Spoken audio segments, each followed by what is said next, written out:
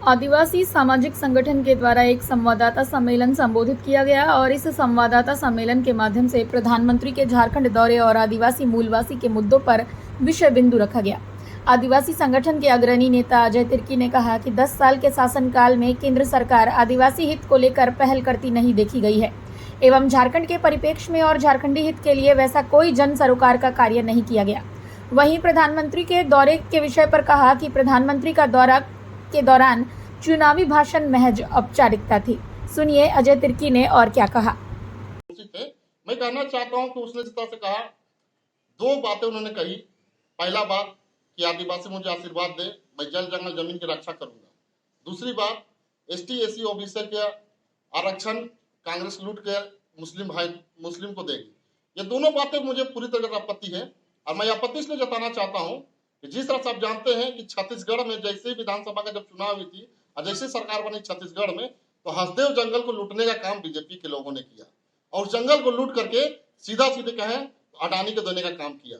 वहां से आदिवासियों को खदेड़ के भगाया गया, लाखों पेड़ को काटा गया। तो ये लूटने वाली काम बीजेपी के लोग ही करते हैं। और जिस तरह से कहें कि एसटी एसी ओबीसी को आरक्षण लूट करके मुस्लिम को देना चाहती है, तो मुझे उससे बड़ी आपत्ति है कि ये जिस तरह से ये राजनीति करते हैं आपस में लड़ाने का, उससे मुझे काफी आक्रोशित है। और मैं ही नहीं, पूरे आदिवासी समाज इस पर आक्रोशित है। और आने वाले दिनों में बता देना चाहता हूं, ये जो वोट का जो चोट है, ये लोकतंत्र में जो सबसे बड़ा अधिकार मिला है, इस अधिकार का हम लोग उपयोग करेंगे और उपयोग के माध्यम से हम लोग बताएंगे इस बार कि बीजेपी का क्या हासिल होने वाला है। एक विषय में कह देना चाहता हूं कि झारखंड से जो 14 को सीट है लोकसभा का, एक भी सीट बीजेपी नहीं जीतेगी और हम लोग कांटे का टक्कर देंगे और भारी मतों से जीत के भी दिखाएंगे।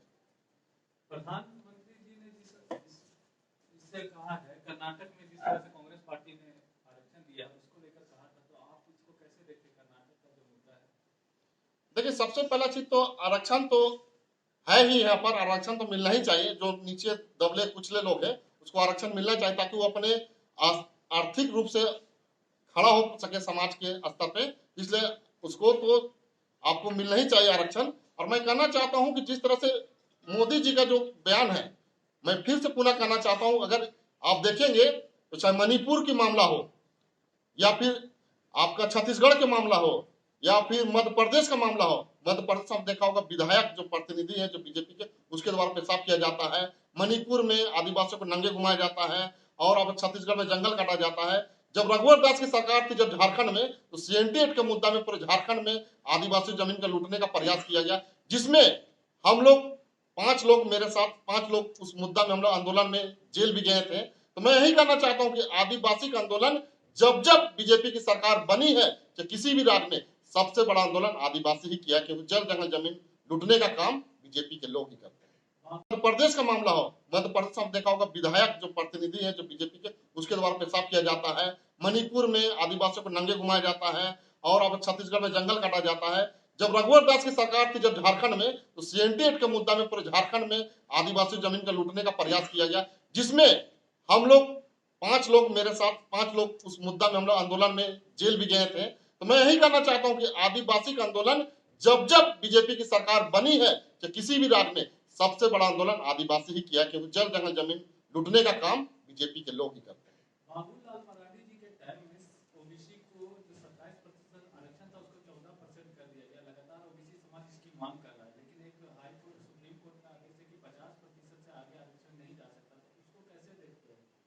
देखिए, मैं साफ तौर से ही कहना चाहता हूं कि बाबूलाल हो या नरेंद्र मोदी जी हो, चाहे अमित शाह हो, कोई भी हो, बीजेपी कभी भी आरक्षण का फेवर में नहीं रहा है, आरक्षण के खिलाफ नहीं रहा है।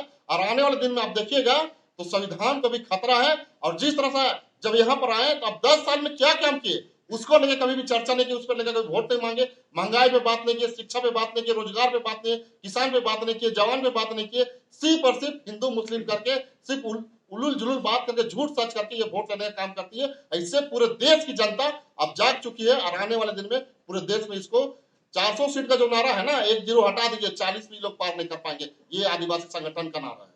झारखंड में 14 सीट आप बोले जीत जाएंगे और वही बीजेपी जो है परिवारवाद का विरोध कर नारा लगा रहा है कि कांग्रेस जो है परिवारवाद को सीट दिया है। रांची को कैसे देखते हैं? देखिए, सबसे पहले बात परिवार की अगर बात करते हैं तो ये छुपा हुआ किसी से नहीं है कि बीजेपी के लोग कितने लोगों को अपने परिवार के लोगों को जगा दिया है। अगर हम अमित शाह की बात करें तो उनके जो बेटा है आज बीसीसीआई के चेयरमैन है, ठीक है ना।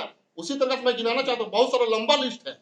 हर बीजेपी के नेता अपने सगे संबंधी अपने बाल बच्चों को भी सीट दिया है बहुत जगह। अभी उसको उजागर नहीं करना चाहते हैं, लेकिन मैं साफ तौर से कहना चाहता हूँ ये जो वंशवाद का जो बात करते हैं, पहले अपने आप में गिरे बांध में झांक के देखे, उसके बाद दूसरे को बात करें।